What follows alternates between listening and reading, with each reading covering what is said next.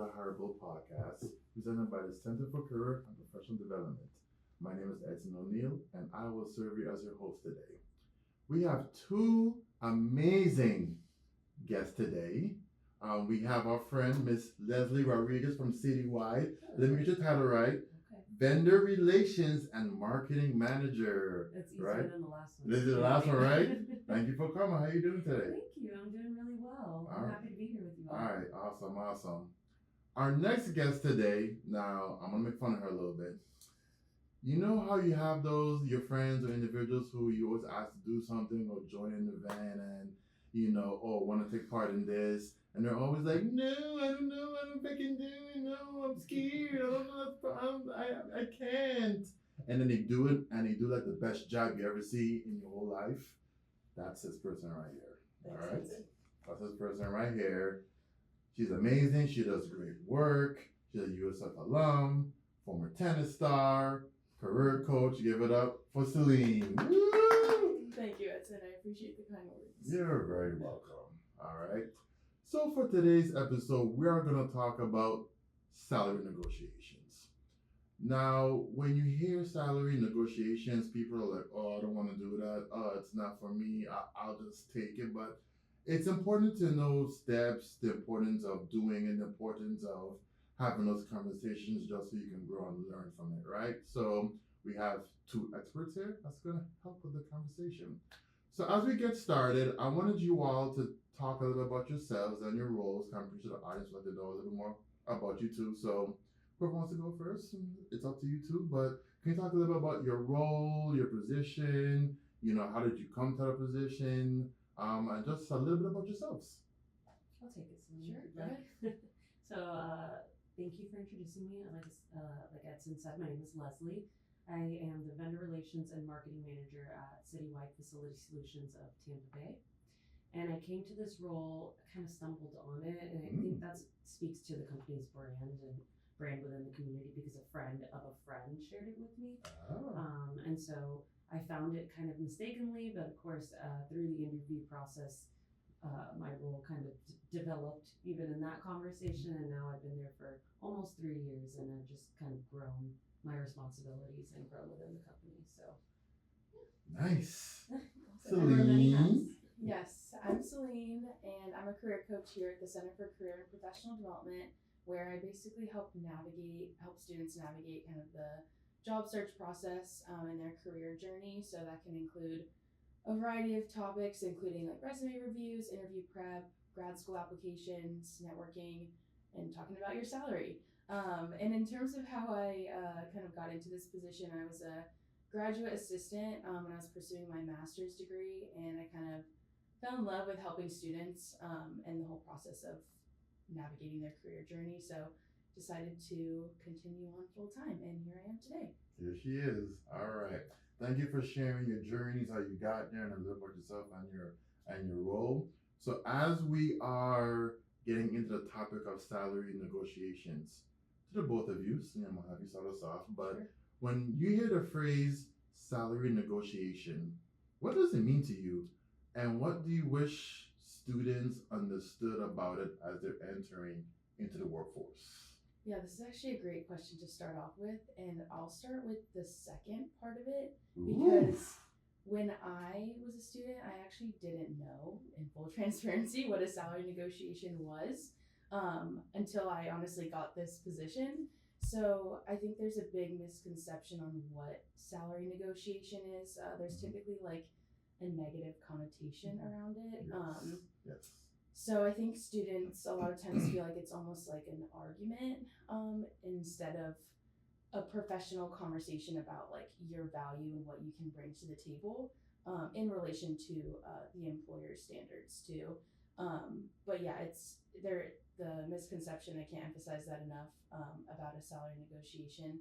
I wish I could like dismantle it. Actually, do you mind if I look up the definition real quick? Go ahead. Now that we're over here. Define negotiate. definitely. Ask Siri.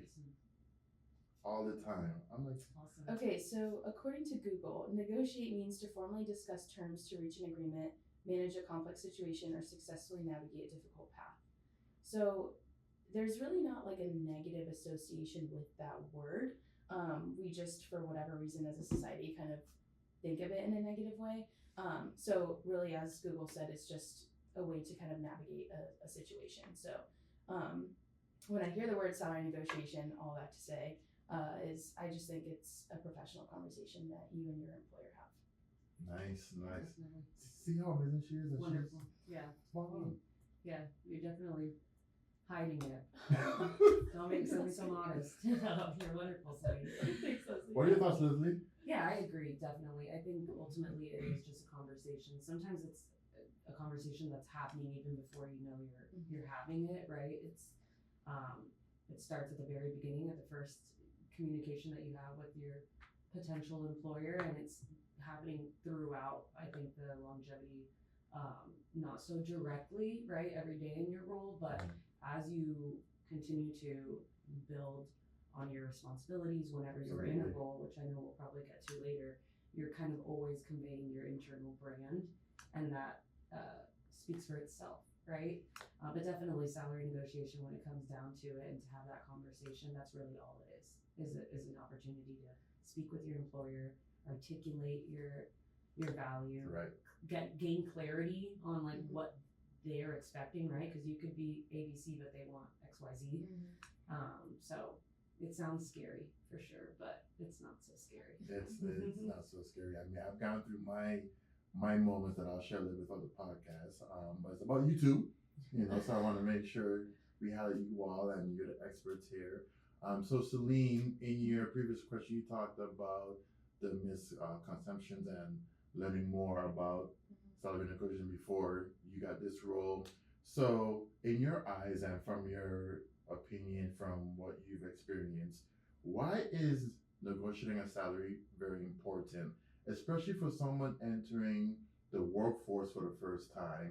And when it comes to that, can that have long-term effects as their career moving forward? Yes, most definitely. You briefly touched on this, Leslie, but I think this is important because, especially starting your first big person job in your career, if you start off by negotiating your salary, you kind of create that expectation and that baseline for yourself for the rest of your career. So if you start off at a certain number, that can lead to bonuses or promotions or working your way up into the company. So it's really important to negotiate your salary, especially for that first position.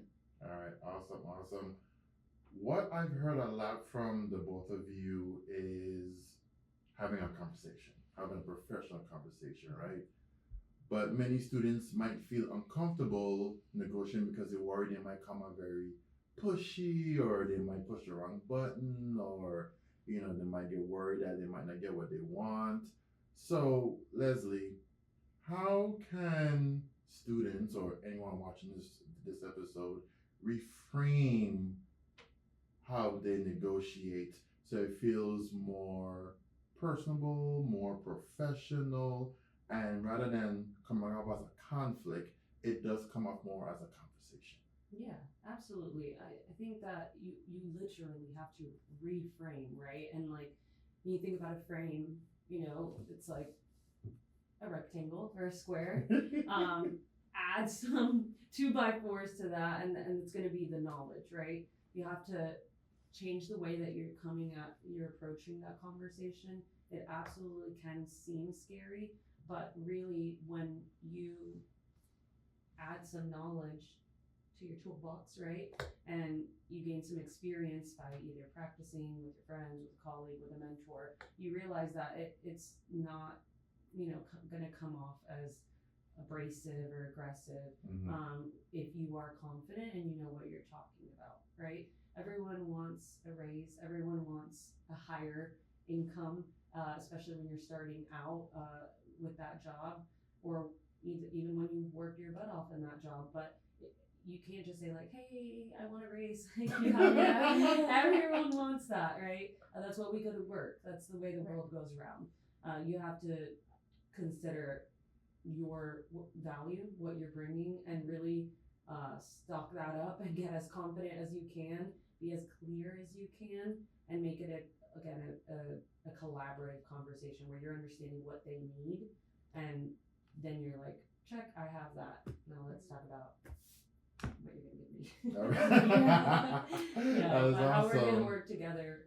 So Right. definitely, the way you reframe your mind is by just considering other aspects of that conversation, and it's not you being pushy or ungrateful. It's us aligning, getting on the same page with your employer. All right, everyone. Keywords: alignment. Make sure that when Yes. you're refilming, having those conversations, just making sure you're just coming aligned with things, right? Because when you're going for a job, you're looking for the alignment, values, right fit, and negotiating your salary falls under that category too. So make sure as you're doing that, you're aligning all of your aspects when you're looking for a position. So Leslie, thank you so much for that information. It was great, right? Now coming back to you, Selin, you meet with our students, you have conversations with them. So as you're speaking with them, right, and you're kind of helping them in regards to having these conversations, what are you seeing are like a mindset barrier that students struggle with when it comes to advocating, having a conversation so that they can negotiate that salary? That's really great question. I would say there's 3 things that come to mind right now. The first one would be fear, and I'll touch on all these in a little bit more detail. Fear, confidence, and being uncomfortable.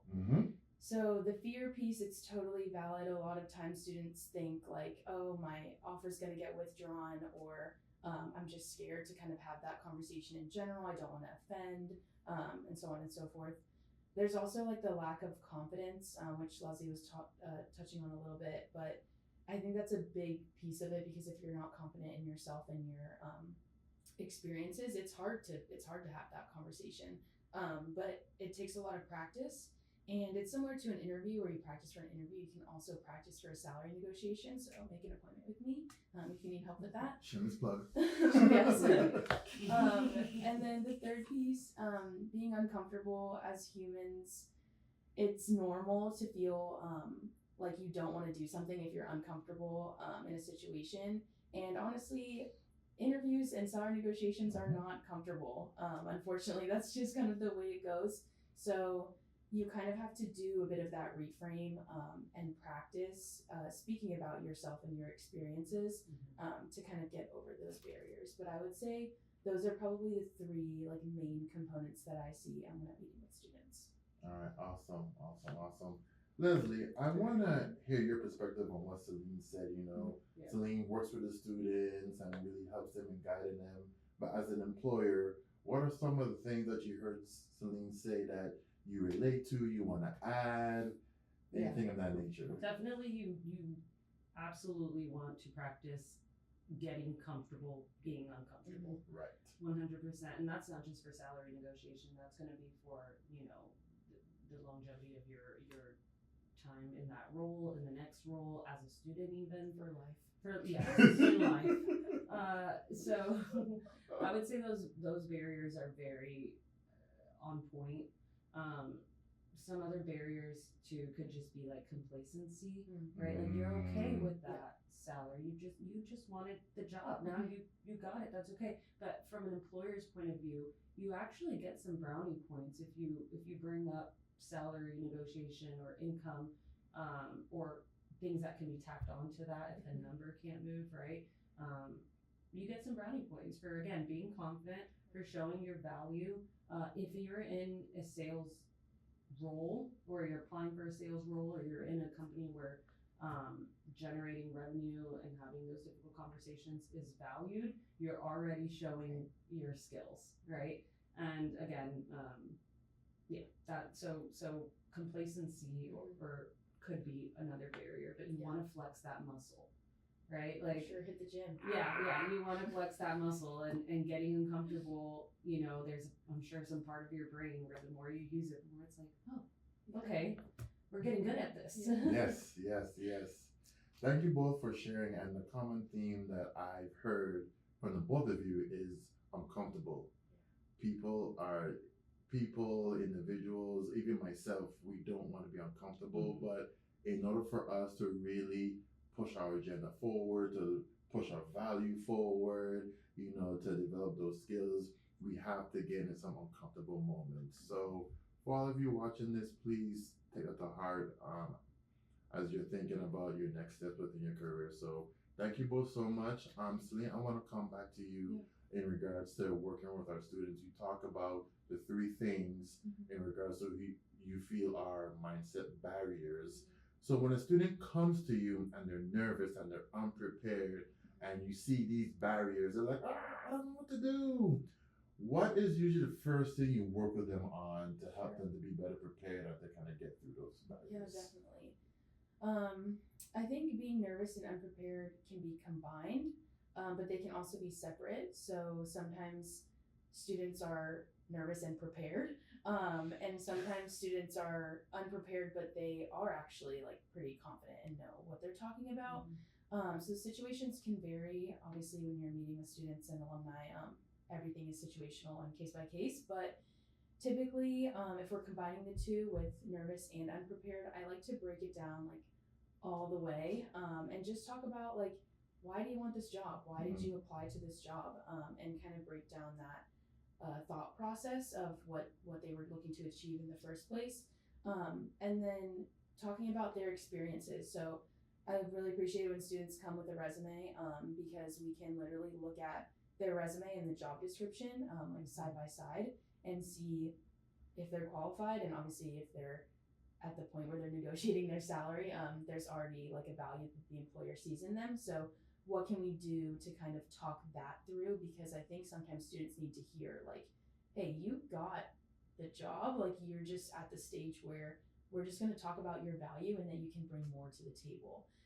So yeah, breaking that down, kind of reflecting on them, their experience, their reason for applying for this job, and how we can move on from there. So I think the base of it, of the nerves, is really talking about the basics of why are you here today. So yeah. Okay, all right, awesome, great feedback and information. I hope y'all taking these little nuggets down. And like I said, it's case by case. So if you really are like, wait, I'm nervous and unprepared and I really don't know what to do, just make an appointment. I can't say it enough. Shameless plug. Both of you have talked about a common theme or something that prohibits students or individuals from negotiating a salary is fear. So I do believe one of those fears when it comes to negotiating a salary is the fear of their offer being withdrawn. They're like, I want to negotiate. I want to see if I can get more money. Then the employer's like, you want what? Nah. And they pull that offer, right? How realistic is that fear of having that offer letter pulled? And how should someone approach a conversation with confidence and feel more comfortable with that? Leslie, I want to get your thoughts. Yeah, I think, again, like Selin was saying, everything is situational, right? Case by case. But it is pretty rare when you approach the conversation professionally and within written realistically, right? It is pretty rare for your offer to get rescinded. At that point, you're towards the end, right? You've received an offer, so they're already bought into you. So again, you want to take a few things into consideration: your tone, the way that you're approaching the situation, the ask, right, and how realistic that is. If you found this job on LinkedIn and it was very clear as far as LinkedIn or Indeed, and it was very clear as far as the range of the salary, and you're asking for something a pretty big jump, be aware of that. But in general, it's not something that you need to be worrying about. Oh my gosh, it's actually pretty expected, from professionals in the professional world. So approach that with confidence, with facts, right? And it removes from the conversation like emotion, and it just brings it back to like market research, my needs, but again, my expectation of what I think that the value that I bring and how that should be compensated, and again, what you all are able to do in respect to that. getting all of that information before you go into that conversation so that you feel as prepared as you can be. And again, so that you feel confident and not worried that if you ask for this, oh my God, the rug is going to be pulled from under you, words words that kind of are direct, clear, succinct, but also not feeling like an ultimatum, right? Like, hey, I want to approach, I would like to, discuss this openly. I would like to see what we can do, how we can align, things like that. Right, awesome. Selin, anything you want to add? Any additional feedback you would like to give? Sure, I'll just touch on the professionalism piece because that's probably the most important. They're allowed to say no, and the worst thing they can say is no. So it really doesn't hurt to ask, especially if you do it respectfully. And I know there's the word, we might touch on this later, the word salary comes up in salary negotiation, but if they say no on the salary piece, there's other aspects that you can hit on as well. So I think the professionalism is key, and it doesn't hurt to negotiate. All right, great information. Now, Leslie, you said this quite a bit. You talked about being reasonable, as you're negotiating your salary, right? Because it does come a time where someone may want to negotiate, but what they're asking is, let's be honest, it is unrealistic, right? So, and you talked a little bit about it in your last answer. I don't know if you want to expand on this some more or if you want to reiterate it, because sometimes when you say it again, they're like, oh, okay, it kind of hits a second time. So, so what makes a candidate's negotiation request feel more reasonable and professional versus being unrealistic? Is there a tactic? Is there a way? Is there, with that professionalism, is there a certain way to go about it so it does come out very realistic and not being unrealistic? Attainable. Yeah, no, we definitely, you want your ask to be somewhat attainable, obviously. I would say market research, right? Yeah. That's the first thing. Make sure if you're headed into this position and you've not yet started, right? You're negotiating your salary at the offer part, but you've not already worked for this company, so they are bought into you as a candidate. They don't technically know, you haven't established yourself in that company yet. So you want to go to the facts, right? Words like I feel, I deserve, I feel like that's kind of more emotional. When you hit them with the market research and you say, hey, roles in this, industry are averaging this amount, right? Then you add to that the experiences that you've had either in your previous roles, in your life, you build on that, right? And then, if your offer is not in the range that you want to accept, or again, you want to flex that muscle a little bit and say, hey, let's try for this. You can use words that, in my opinion, right, kind of are already framing you at that company, you in that position. Hey, can we get closer? How can we discuss getting closer to X amount? And then the averages, the experience that you bring, kind of wrapping that all up nicely in a bow. But definitely, I have a really quick example. I had a friend that worked for many years at a restaurant, right? And if you've ever worked in hospitality, you know that it's a little different. It's like a combination of hourly plus tips plus this plus that, and so if you're in that kind of industry and you want to move into a management position, which does exist, right? In that industry, but you got to remember you're asking the employer now to take on a large amount that they did not have to compensate you for before, because the consumer was compensating you with tips. So the jump you're asking for them to make is one that's going to significantly impact their P&L, right? Their profit and their loss as a business, and you have to consider that, So he had to really come up with hey, I've been managing at your restaurant, but I want to really be in a managerial position. That calls for salary, not the hourly, not the clock in and clock out and get tipped. And so really having to do the math for them, or not having to, but wanting to prepare for that ahead of time, knowing that they're going to say, buddy, this didn't come out of our pocket before. How's this going to make sense, And that was, again, an extreme situation. So typically your ask is within reason because you have the kind of goalposts with the internet, with their listing, whether they listed it on Indeed or LinkedIn, to show like how much they have allocated for a role like that. Nice. Wow. Hopefully that made sense. Great feedback. I love the bow analogy. It's like a gift. Yeah. Yeah. Because with this, and this, you know, and then obviously, hopefully, you charmed them in the Right, interview make it all process, pretty, and yeah. you made yourself look valuable. But you know, it's not all just about you and if they like you. It's also about how much they have allocated to continue being a profitable business themselves, and how much other individuals in that industry and across the city that you live in are making for something like that. Nice. You shared a lot of amazing points, Leslie, but one thing that I want to ask you about is timing. When it comes to salary negotiations, does timing work? Is there a good time? Is there a certain part of the hiring process they should do it at? Is there a time they should stay away from? Like, what does that timing look like? Or does it even exist when it comes to negotiating a salary? You look at me. I'm looking at you. I'm looking at you. Okay.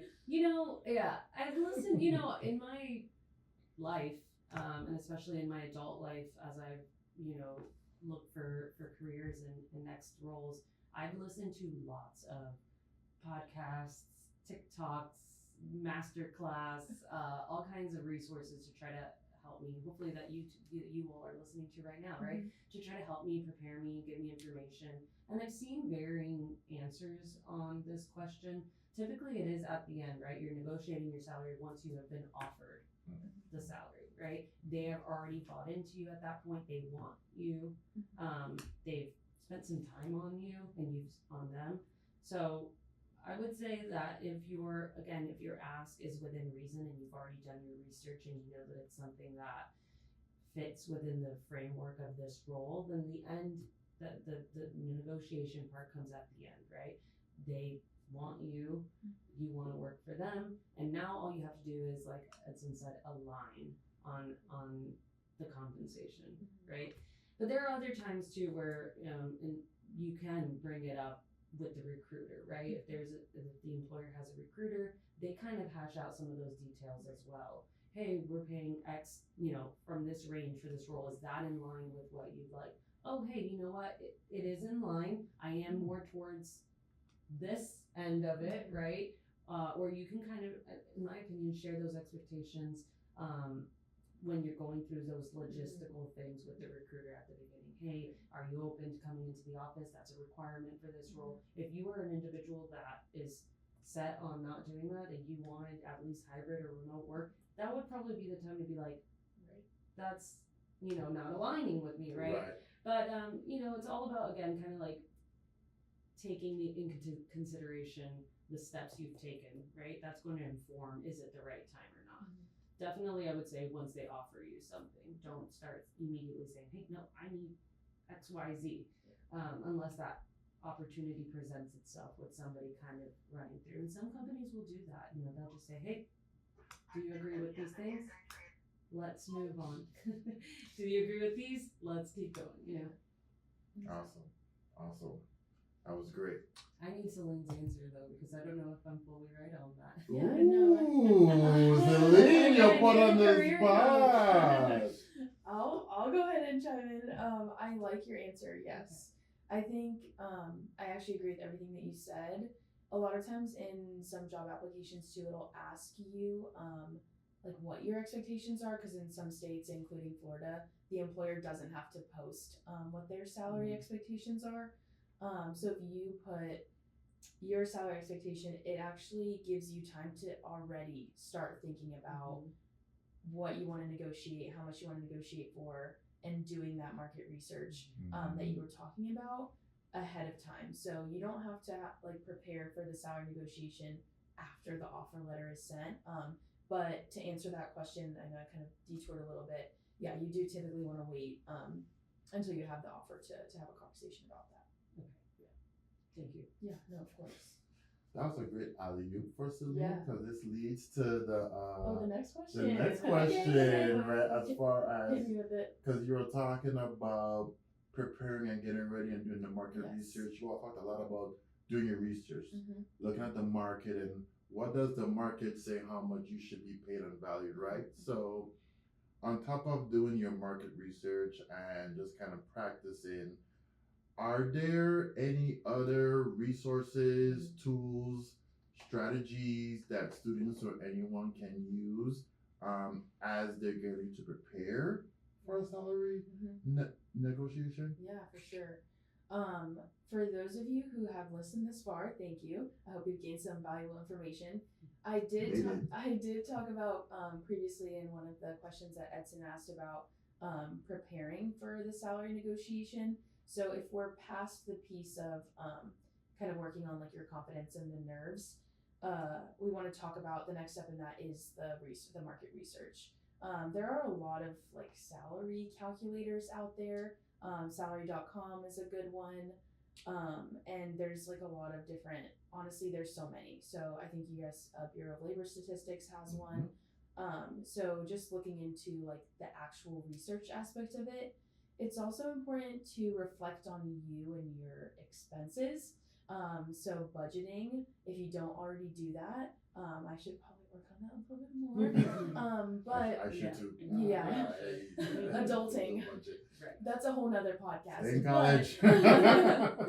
But kind of listing out your expenses and what you do pay for like on a monthly basis and adding all of that up in a year to see if the company has posted the salary, if you're going to be able to sustain yourself with that salary, with that amount.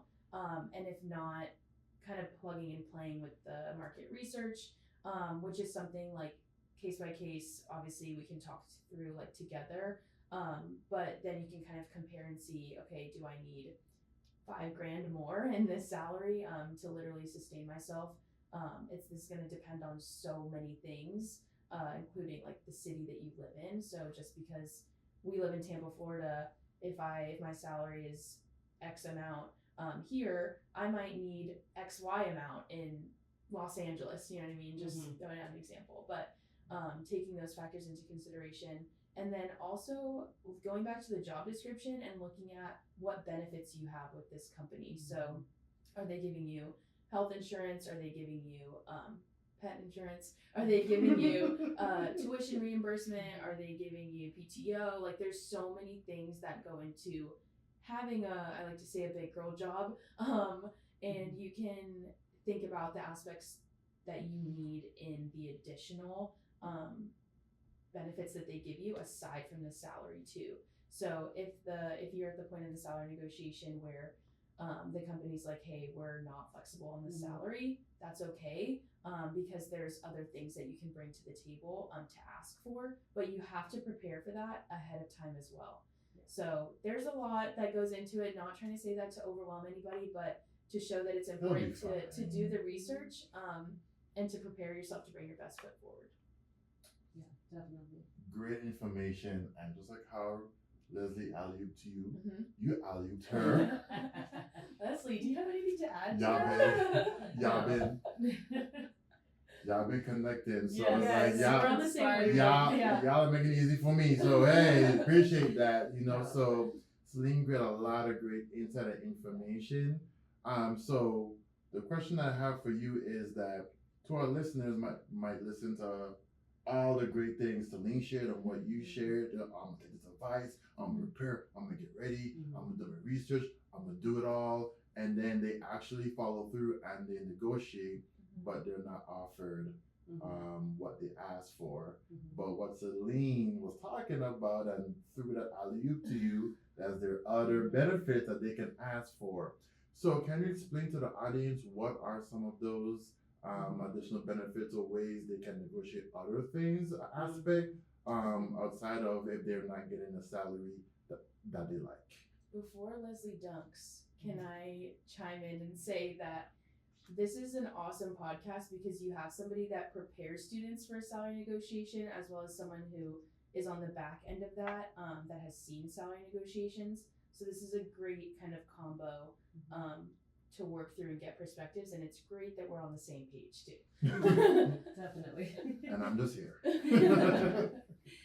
No, I think everything Selin mentioned was wonderful. I think definitely prepare yourself to know what you're willing to, again, negotiate on, right? Like sometimes it is a back and forth, and that's okay. Again, it sounds like it has a negative connotation, Right. but that doesn't have to be the case. Doesn't I like to matter. add a caveat. I mean, you don't want to like already assume that you're not going to get the number that you want, but you do want to kind of prepare for what comes next. Mhm. So, in the example that I used with the friend, I did kind of warn him like, you're asking for a big jump. Not saying that they're not going to give it to you, but you have to be aware that that's what you're asking for, and almost beat them to the punch a little bit, and know what you're willing to take instead. Don't ever, like bluff. That's not cool, right? Like if you're willing to take X amount, don't say I'm not willing to take anything lower than, because you're kind of again, you're bluffing, and sometimes people can see through that. But instead, say if X isn't in line with what you're willing to compensate for this role, I would be willing to discuss additional benefits, or what's the other word, Celine? Kind of income that comes in other ways, right? Like compensation through maybe a bonus structure. Again, you would want to research that company and get to know them a little bit, and say I'm open to quarterly bonuses if we reach these certain KPIs, and things like that. There are different there are phone packages for companies, there are card packages. It all depends on the role, really. In the company, right? And so really looking into that, like, yeah, this company offers me, $5,000 or $10,000 less, but they have like fertility resources, and they have like an employer assistant program, right? Like that. This other one, those are really awesome. So educating yourself on what you're really getting, and how compensation is not just a number in front of the salary. It's a lot of things, right? So yeah. Did I answer that? Yes. You sure did. Is there anything like to add, or you're like? I think that was the bow. Yeah. Yeah. You cross-examine. Yes. back. Yeah. Awesome. So we've talked about negotiating your salary. We've talked about looking at other benefits. But Celine, what we didn't talk about is potentially kind of balancing multiple job offers, because I'm assuming you all are applying to multiple jobs. I know when I was searching, I was applying to multiple jobs, trying to spread it out there to get multiple opportunities, and then you get like 3, 4, 5, 10 interviews, and then you get like multiple offers, and they're kind of like, well, I don't know what to do. How do I balance this? How do I do that? Like there's a lot. So if someone or students, if they're going through that, what is some advice you have for someone and how to manage that, getting multiple offers? First of all, what a great problem to have. That is exactly what I was That gonna is say. awesome that you have multiple job offers. I've actually worked with several students that have had this exact situation. I'll just touch on the one that I had most recently. She actually received an offer from a company that it was like her plan B, and she was really waiting for an offer from plan A. She received an offer from plan B before she received even an acceptance from plan A. So we were kind of talking through like what she values and what she wants to do. Obviously it's case by case, but she ended up reaching out to plan B and asking for an extension for the deadline that they gave to accept her offer. And they kindly responded yes. By the time they said yes, plan A gave her an offer, and she ended up going with plan A. But when you're navigating that situation, you can ask for an extension, and you can be transparent about it too if you'd like, because nobody likes beating around the bush. But typically companies are good about that, unless there's like a tight deadline on their end, which then it gets a little bit sticky, but there's still ways around it. But essentially you can just kind of not play around, but see how you can navigate the deadlines and the timing of things to work in your favor. So asking for an extension, especially when there's a tight deadline, is a good way to go about that. All right. That That's awesome that you just had that And meeting in with the terms, student sorry, and everything. yeah, So that yeah. was great. Sorry to interrupt you again. And in terms of like navigating which one to take, this student already knew that they had a plan A and a plan B. Sometimes you don't have that and you're open to all of the offers.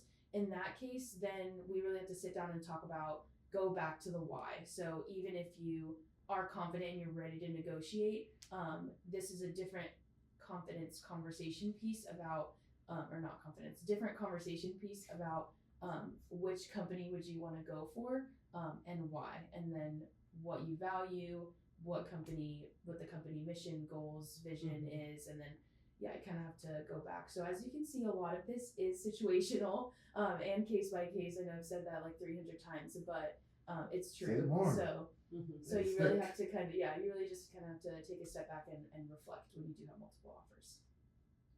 Definitely.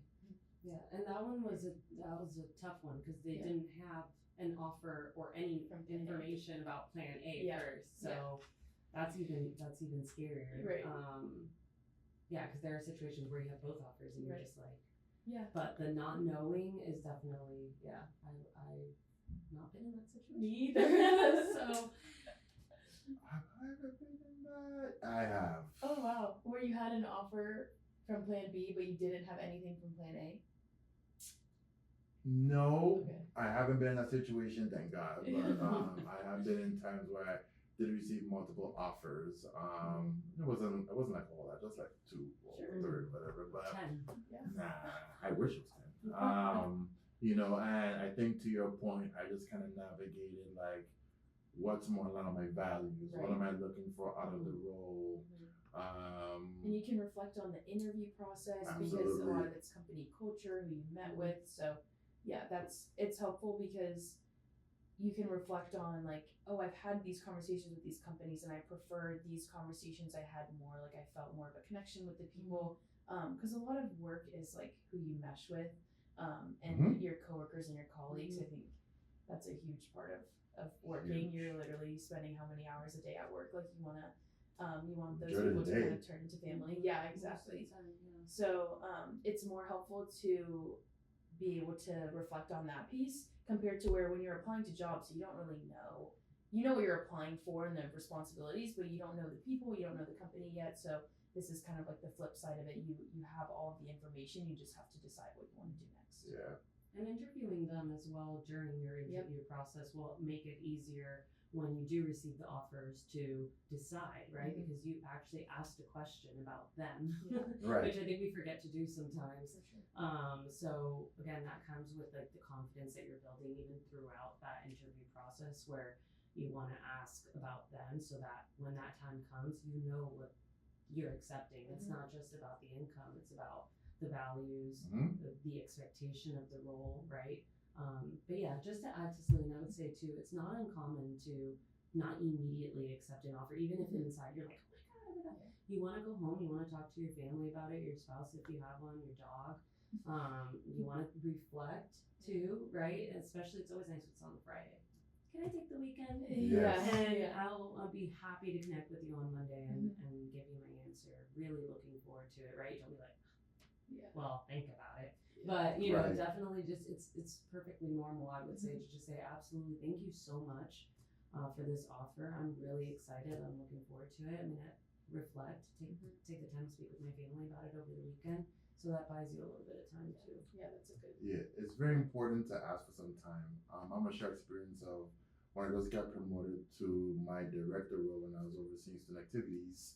I was doing a search for an assistant director to report to me, and I already had an idea who I wanted, right? So then we went through the interview process, we went through everything, and I gave her an offer, and she was very transparent with me, like, Edson, I'm navigating other interviews and other opportunities. I hate to ask this, but can you give me some time? And I did. Yeah. And then that worked in my favor because she was like, wow, he's actually giving me this time to interview and think about what I want to do. And when it came time to pick in the position, guess who she picked? Yay. And that's awesome too, because being transparent is really important, because this employer has already invested so much in you. Mhm. They gave you an offer, so they literally want you at the company. So being transparent about that and saying, hey, I'm navigating this, is almost like, can you just give me a little bit more time to think, because I do want your job, but I'm also evaluating other things. The company's probably going to say yes, unless there's some like dire circumstance where they need to hire immediately, Right. but they're gonna want to give you that time because they want you to really think about it and choose them in the end. Mm-hmm. So it is helpful to say something nicely and respectfully and transparently. Absolutely, Yeah, absolutely, transparency is very absolutely, very big, very big. So I think we've drowned salary negotiations today, right? But our audience who are watching this might already be in the workforce, might already have their job. They might be feeling good about where they are, but they're at that point where they're like, I think it's about that time that I try to negotiate maybe a raise or something like that. So Leslie, I kind of wanted to ask you if you can share any resources, advice, or how should someone try to navigate that in regards to maybe negotiating not a salary but maybe a raise? Like, should they be patient? Should they wait? Should they continue to do more things to where they know it is? Should they bring it up? Or how does someone navigate that? This is my favorite. No, I mean, again, in the beginning, especially when you're just being offered that job, again, it can seem really scary. But I feel like once you're already in the role, it's your time to shine. It's your time to be a rock star. I think that should go without saying. But again, everyone wants more income to support their family. Everyone wants to climb that ladder financially. But not everyone's going to get it, right? You should be able to articulate why your value and what they expect, like why those two are on the same page and why you deserve, an increase. But you should be showing that before you're talking about it, right? So, again, you may or may not have negotiated your salary when you first got the role. I would definitely say, obviously, like that first year is that preliminary year where you just negotiated, right? So you probably don't want to go back 3 months in and start trying to negotiate that again. I'd say that's why it's important to do it at the beginning, right? Because then you're gonna kind of be there for maybe a year while you're doing what you said you'd do, right? And so always employers want individuals who do what they say they're gonna do. So I would say just do that. Be a rock star. In the beginning, you should be enthusiastic. You should be enthusiastic. You should be in the disillusioned learner stage, and that's kind of some leadership jargon. But essentially, you don't know a lot, but you're really excited. Motivation is up, right? As you go through that process, you start to learn a little bit more. You need more direction, and you start to need a little bit more of that motivational support, if you will, either from your boss or from your colleagues, because now you're starting to be like, oh, I'm in the thick of it. Yeah. I don't still really know what I'm doing, and I'm not feeling as like, oh my god, on top of the world anymore, because now like real life has hit me, and I'm in the grind, in the thick of this role. But then eventually you plateau out where you're like, okay, I don't need as much direction anymore. I know what I'm doing, and I don't need as many high fives or gold stars because I feel good. I'm doing it well. I'm doing what I said I'd do. And so as you go through those phases and you feel like you're at a good spot, you feel confident, you feel like you have brought that value you said you'd bring, and you brought some on top of that, right? That value and some. Peak performers are always going to want to do more than what's asked of them.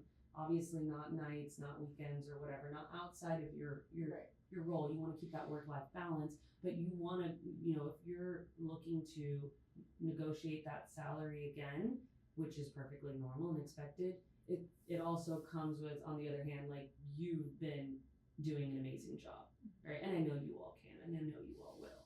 So just keep that in check. Speaking to y'all now. Yes. Y'all better be listening. So there's that element of it, right? But then there's also articulating how you've done that with the facts, right? Knowing what is reasonable, what they have in their bucket to give you. You know, that big jump isn't really going to make a whole lot of sense. Right. But definitely, if you're looking to increase your income, that seed is being planted and watered and nurtured for sure with your actions, and then maybe in your one-on-ones, or your reviews, right? Your reviews, always asking for feedback, always kind of getting them to buy into like, am I doing well? Am I meeting all of the expectations you had for me? Am I even doing better than that? Awesome.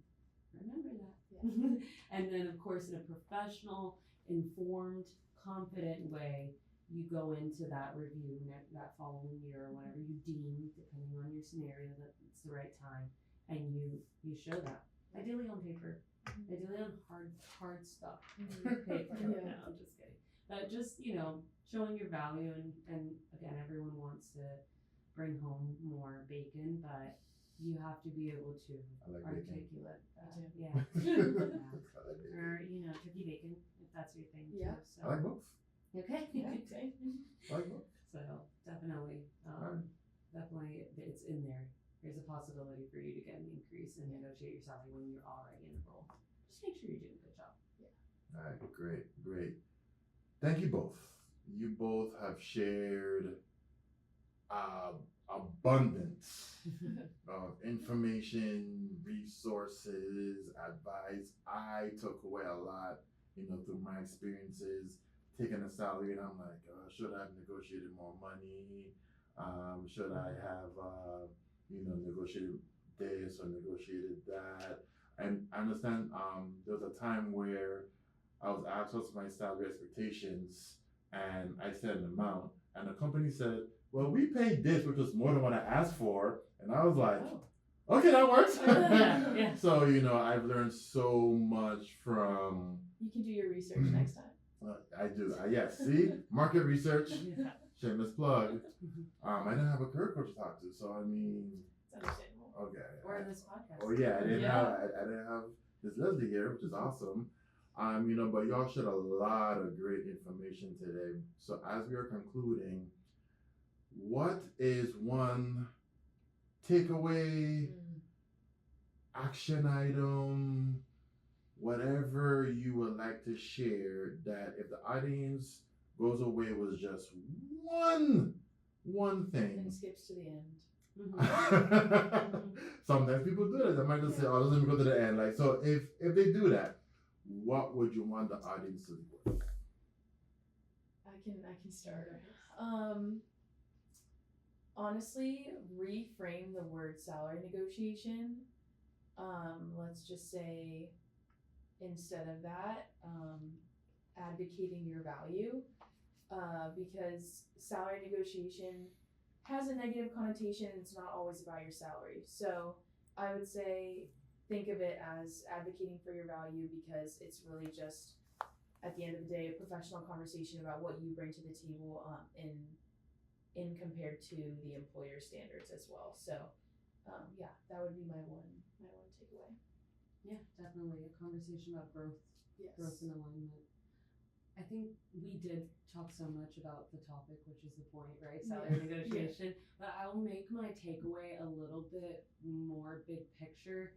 I would say find a mentor, an individual, shameless plug, Selin, career coach.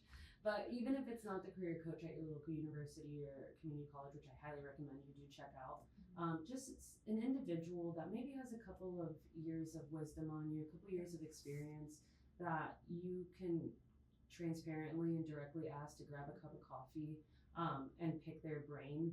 You're going to learn so much from speaking with individuals. Again, I listen to podcasts, I listen to TikToks, I listen to masterclass videos, YouTube, all kinds of stuff, and they're all really helpful. So continue to fill your toolbox with those resources, but definitely find an individual that you can again grab a cup of coffee to and have them pour into you a little bit.